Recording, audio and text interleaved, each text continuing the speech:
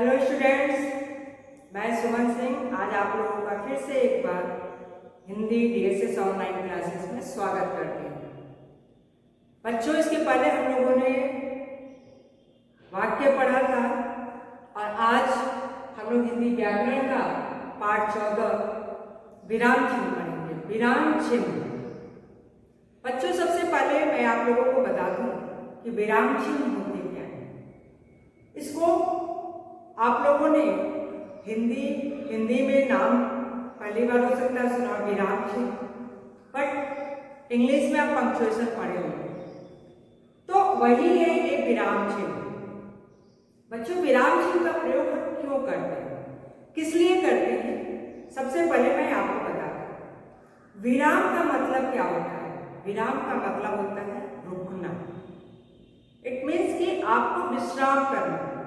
आप चलते चलते थक जाते हो तो रुकते हो कहीं पर, तो वही चीज होता है विराम चिन्ह। विराम चिन्ह का अर्थ होता है रुक जाना, रुकना या विश्राम करना। कंटिन्यूअस जब हम चलते हैं या कंटिन्यूअस हम कोई काम करते हैं तो थक जाते हैं, तो हमें विश्राम करने की आवश्यकता होती है। ठीक उसी प्रकार से वाक्यों को स्पष्ट और सुंदर प्रदर्शित करने के लिए हमें विराम चिन्हों का प्रयोग करना पड़ता है। पढ़ते और लिखते समय वाक्य का स्पष्टीकरण हो, उसके लिए हम विराम चिन्हों का प्रयोग करते हैं।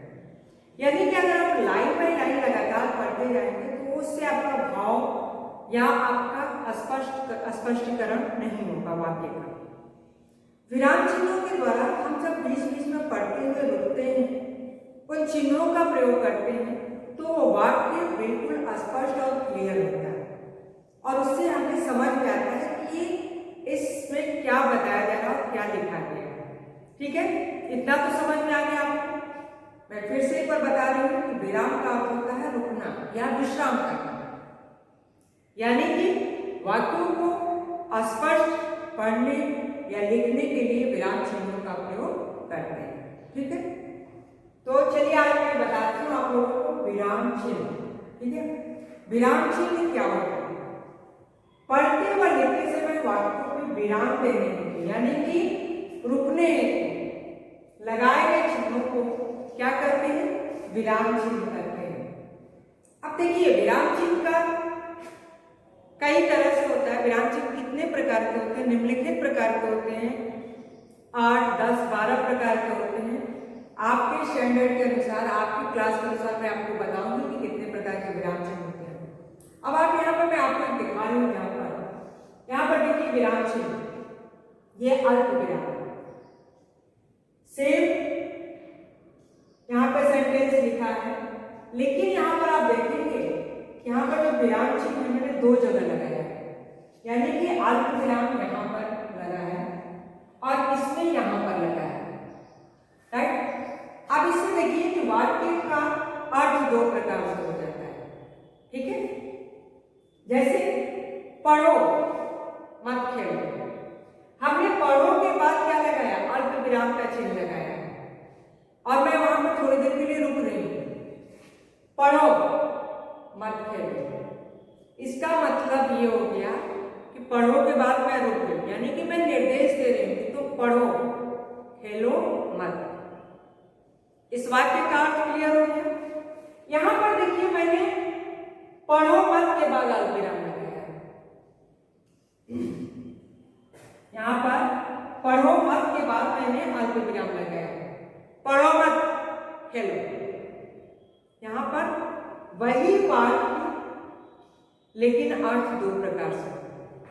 मैंने यहां पढ़ो के बाद विराम चिन्ह लगाया है, तो इसका मतलब ये हो गया कि पढ़ो खेलो नहीं, और यहाँ पढ़ो मत के बाद मैंने लगाया है, तो इसका मतलब ये हो गया कि पढ़ो मत खेलो, यानी जाकर खेलो, पढ़ो मत खेलो। क्लियर हो गया बच्चों? इसीलिए वाक्य में विराम चिन्हों का प्रयोग करते हैं, जिससे आपके वाक्य बिल्कुल स्पष्ट और क्लियर नजर आए, आपको पढ़ने और समझने में आसानी हो। यहाँ पर आपने देख लिया, पढ़ो मत खेलो, यानी कि पढ़ने का निर्देश दिया जा रहा है, खेलने के लिए मना किया जा रहा है। और यहाँ पर पढ़ो मत, यानी कि पढ़ने के लिए मना लेकिन विराम चिन्हों की वजह से ये वाक्य का अर्थ बदल गया। क्लियर हो गया बच्चों कि विराम चिन्ह किसे कहते हैं, विराम चिन्ह का इस्तेमाल हम क्यों करते हैं। क्लियर।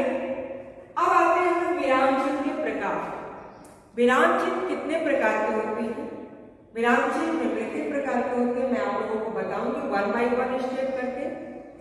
विराम चिन्ह में सबसे पहले मैं आपको बताऊंगी पूर्ण विराम। पूर्ण विराम किसे कहते हैं? पूर्ण विराम का चिन्ह का निशान ये है। पूर्ण विराम का प्रयोग हमेशा वाक्य के पूरा होने पर लगाते हैं।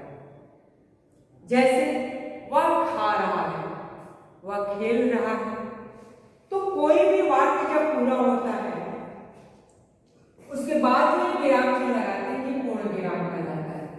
राइट। अमन खेल रहा है, मैं कक्षा 5 में पढ़ता हूँ, यहाँ पे देखिए चिन्ह लग गए।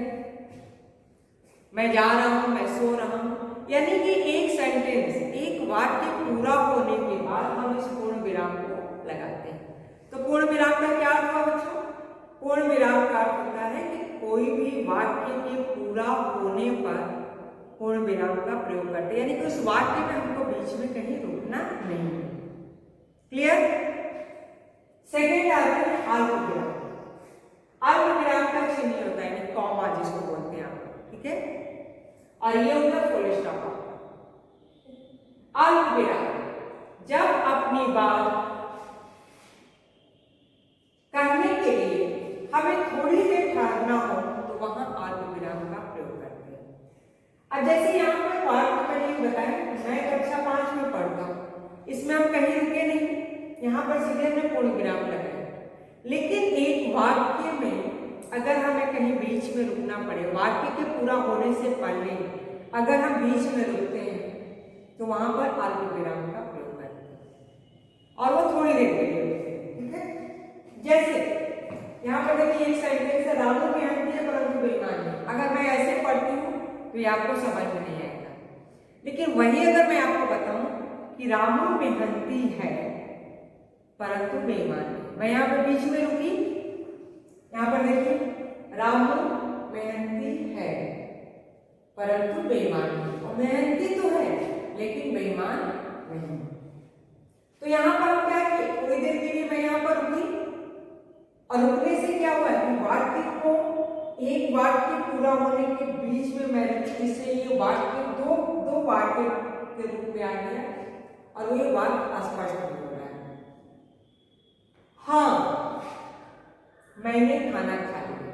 हाँ के बाद मैं रुकी थोड़ी देर, अगर मैं बोलूँ हाँ मैंने खाना खा लिया, क्या ये आपको समझ में आ रहा है? नहीं आ रहा। हाँ मैंने खाना खा लिया, नहीं मैंने कपड़े नहीं धोए। तो नहीं के बाद भी मैं नहीं लगाया, हाँ के बाद भी मैंने कॉमा लगाया, विराम लगाया। तो इससे क्या हो रहा है, वो वाक्य स्पष्ट क्लियर पता चल रहा है। हाँ मैंने खाना खा लिया, नहीं मैंने अपना काम नहीं किया। रिया, अतुल और वंश खेलने जा रहे हैं। रिया, अतुल के बीच में मैंने क्या लगाया, अल्प विराम लगाया। उसके लिए मैं रिया के बाद में थोड़ी देर के लिए रुकी। तो वाक्य के पूरा होने से पहले अगर हम बीच में कहीं रुकते तो वहां पर अल्प विराम का प्रयोग करते हैं। क्लियर हो गया स्टूडेंट? अब आते हैं थर्ड नंबर पे, अर्ध विराम। वाक्य में जब पूर्ण विराम से कम तथा अल्प विराम से अधिक रुकने की आवश्यकता हो तो वहां पर अर्ध विराम का प्रयोग करते हैं। अब देखिए यहां पर दो चीज है कि पूर्ण विराम से कम यानी कि इससे कम समय के लिए रुकना, और अल्प विराम से अधिक यानी कि अल्प विराम से अधिक समय के लिए रुकना हो तो वहां पर हम कौन सा चिन्ह लगाते हैं, अर्ध विराम। अर्ध विराम में देखिए ऊपर और ये नीचे कॉमा होता है, ठीक है, स्टॉप और कॉमा होता है, ठीक है। तो ये अर्ध विराम का चिन्ह होता है। अब जैसे सुबह जल्दी उठो, अपना काम करो, सुबह जल्दी उठो, कसरत करो, यानी कि हम इससे कम समय लेंगे और इससे ज्यादा समय लेगा। यानी आदेश दिया जाए कि सुबह जल्दी उठो और कसरत करो। ठीक, रिदम आया, बैग रखा और चला गया। रिदम आया, बैग रखा और चला गया। तो इस कॉमा, इस विराम की जगह पे हमें रुकना है। अल्प विराम से ज्यादा समय के लिए बीच में यहाँ पर रुकते हैं और फिर आगे बढ़ते हैं। तो इससे क्या होता है स्टूडेंट्स, वाक्य में बिल्कुल स्पष्टीकरण होता है और वो बिल्कुल क्लियर पता चलता है।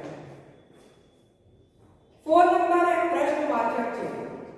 जिन वाक्यों में प्रश्न पूछा जाता है उसमें प्रश्नवाचक चिन्ह का प्रयोग किया जाता है। ये तो आपको पता ही होगा। कोई भी सेंटेंस उठा लीजिए, तुमने क्या खाया, तुम कहाँ जा रहे हो, तुमने आज क्या पढ़ा, तुमने किस रंग के कपड़े पहने हैं, आज क्या तुम आज स्कूल जाओगे, घर पर कौन आया है, किसके साथ आया है। तो ये जो प्रश्न पूछने के लिए हम जिन चिन्हों का प्रयोग करते हैं ये प्रश्नवाचक चिन्ह होता है। और इसका चिन्ह आपको पता है कि इसका चिन्ह ये होता है, राइट। तो बच्चों इस आज के वीडियो में मैंने आपको विराम चिन्ह के प्रकार बताए, ठीक है। लेकिन आगे मैं आपको आगे के वीडियो में इसके आगे के प्रकार बताऊंगी। अभी भी बहुत प्रकार है इसके और वो मैं नेक्स्ट वीडियो में बताऊंगी। आज के वीडियो में इतना ही।